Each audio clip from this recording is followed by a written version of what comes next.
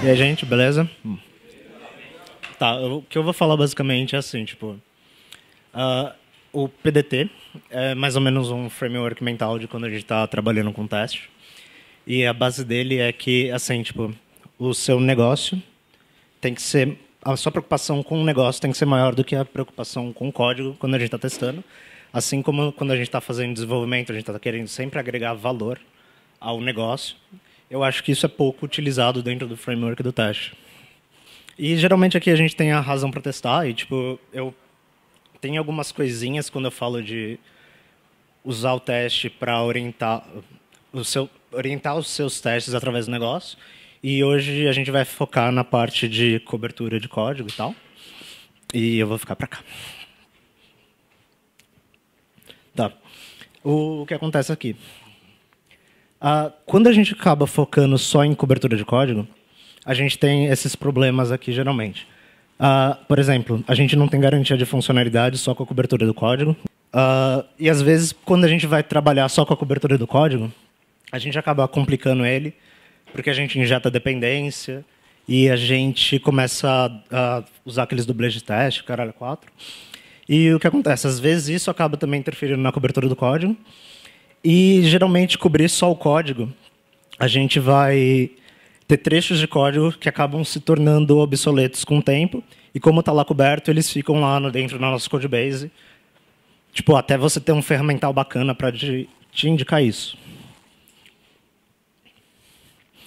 Então, assim, como a cobertura é uma ferramenta muito bacana para a gente ter noção do que está acontecendo, a gente tem que tomar cuidado de como que a gente está fazendo ela.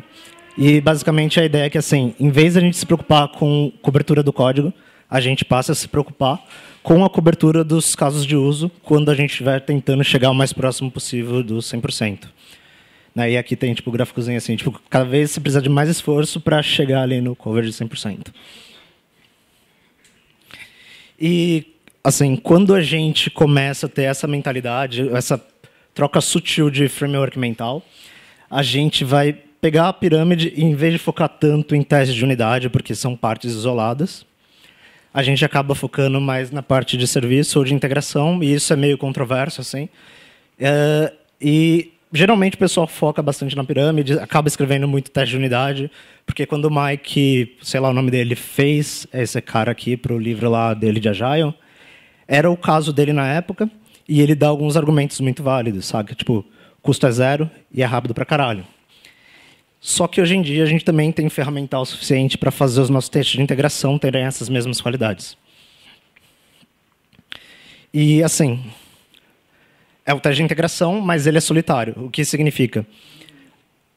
Todas as partes que são meio impuras, né, que acabam batendo, por exemplo, no banco de dados, no sistema operacional e nessas coisas que a gente não tem tanto controle, foge do código, vão ser algumas unidades específicas.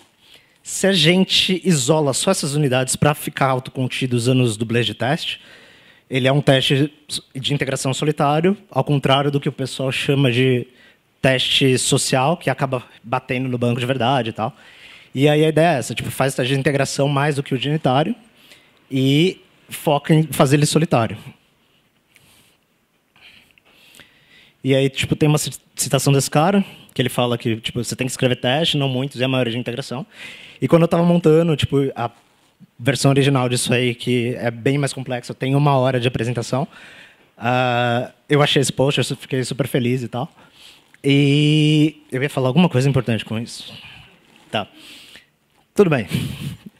Assim, não significa que a gente tem que parar de fazer teste unitário, porque teste unitário é importante pra caralho. Só que o que acontece? A gente tem que ter esse cuidado de não ser focado muito no desenvolvedor, de fazer o teste para ajudar o desenvolvedor somente. Então, a gente passa a usar os testes unitários mais estrategicamente.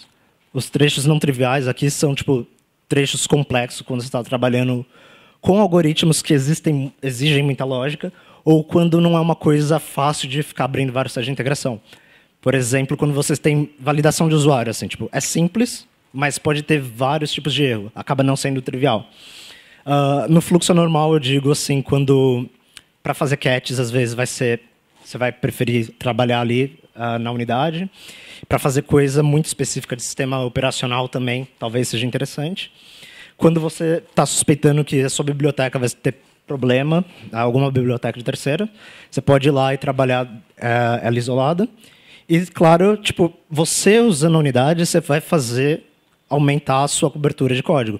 Aí, nesse caso, é válido você porque você guiou o seu código pela cobertura de caso de uso, e depois você foi lá e tentou ir com código com teste unitário, você foi e aumentou a cobertura, porque é legal pra caramba você dizer que você está, tipo, uma cobertura alta.